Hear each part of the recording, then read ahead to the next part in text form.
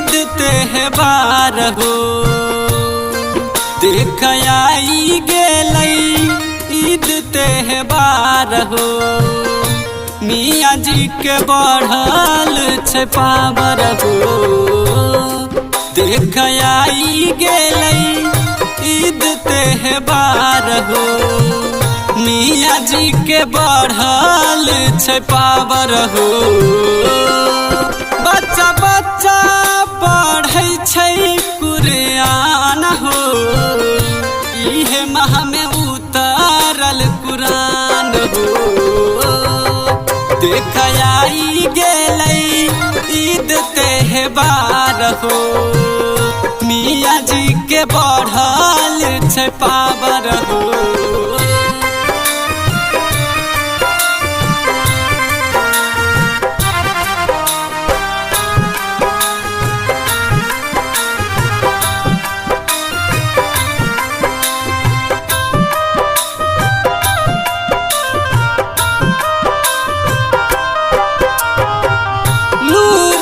चमके ई सहरिया गम गम करे ई डगरिया।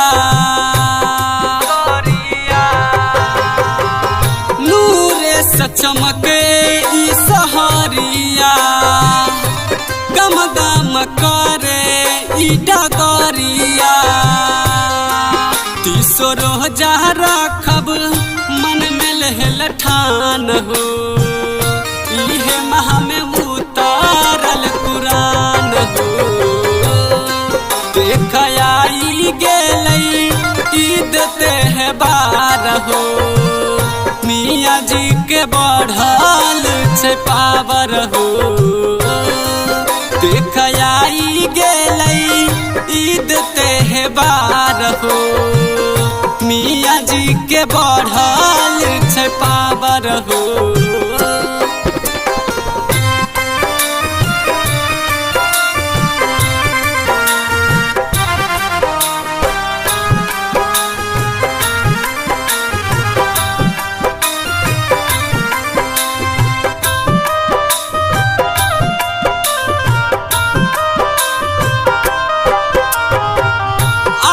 मोर मदीना में बुलाई है। नूर पे चादर चढ़ाई है। आका मोर मदीना में बुलाई है। नूर के चादर चढ़ाई है। इह दिलबा मल लियै हम जेठान हो। इहे माह में उतरल कुरान हो। देख आई गेलै ईद त्योहार हो। मियाँ जी के बढ़ल छै पावर हो।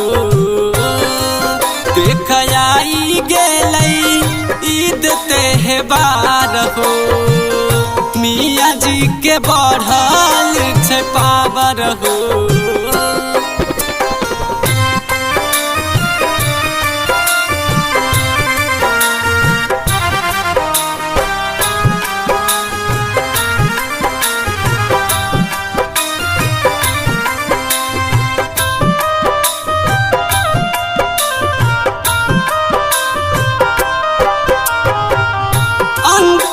इहे काम आई तो मुअला के बाद कोई न जाई तो। अंत में इहे काम आई तो मुअला के बाद कोई न जाई तो। अंजरी है सुनाबे सबका ऐलान हो।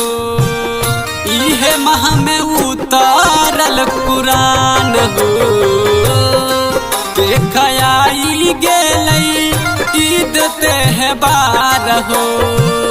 मियाँ जी के बढ़ल छै पावर हो।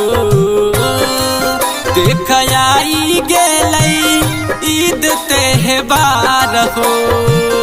मियाँ जी के बढ़ल छै पावर हो।